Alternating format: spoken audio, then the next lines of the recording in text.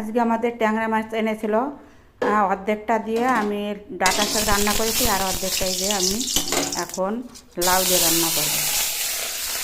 প্রথমে এই মাছগুলোকে ভেজে নেব। লবণ হলুদ দিয়েছি আগেই, এখন ভেজে এর সঙ্গে জিরে তেজপাতা কাঁচা লঙ্কা দিয়ে আর একটু নাড়াচাড়া করে তুলে নেব।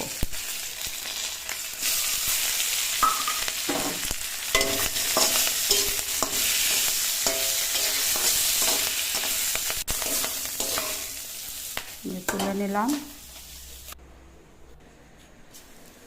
আর কটা জিরে, এক চামচ জিরে ভেজে তুলে রাখবো। এটা লাউটা যখন নামাবো তখন আমি দেবো, তবে মাছটা খারাপ হয়ে যাবে দেখে আগে মাছটা ভেজে নিয়েছি। এখন আমি এই লাউটাকে অর্ধেক করে কেটে নেব।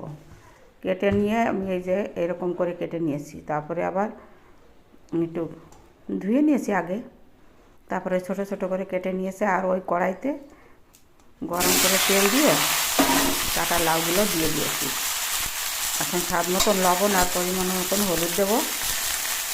হলুদটার মাত্রা একটু কম রাখবো, বেশি হলুদ হয়ে গেলে পরে কোনো কিছুই ভালো লাগে না। কম হলুদে টেস্ট ঠিক থাকে। ঢেকে ঢেকে আমি রান্নাটা করব, লাউতে জল দেব না।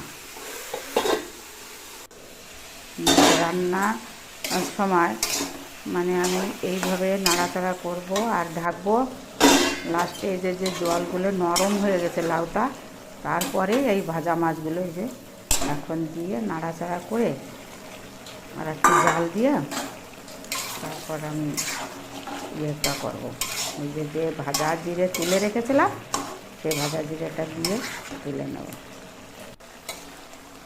জাল হচ্ছে, হয়ে গেছে। এই হাতা দিয়ে একটু নাড়াচাড়া করব। মাছটাও অতটা ভাঙবে না, আবার সবজিটা একটু হবে। এখন আমি তুলে নেওয়ার মুহূর্তে এই মুহূর্তে আমি ওই যে ভাজা জিরেটা ওই যে দিয়ে দিলাম, বেটে নিয়েছে একটু শিলনোড়ায়। 2 মিনিট 1 মিনিটে জাল দেব আর আমার সবজিটা তুলে নেব।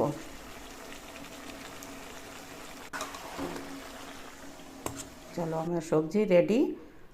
গরম ভাত দিয়ে এই সবজিটা ভালোই লাগবে, কিন্তু মাছের মাথা অন্যান্য মাছ দিয়ে সব কিছু দিয়ে রান্না করা যায়, কিন্তু আমার কাছে আজকের ট্যাংরা মাছ ছিল।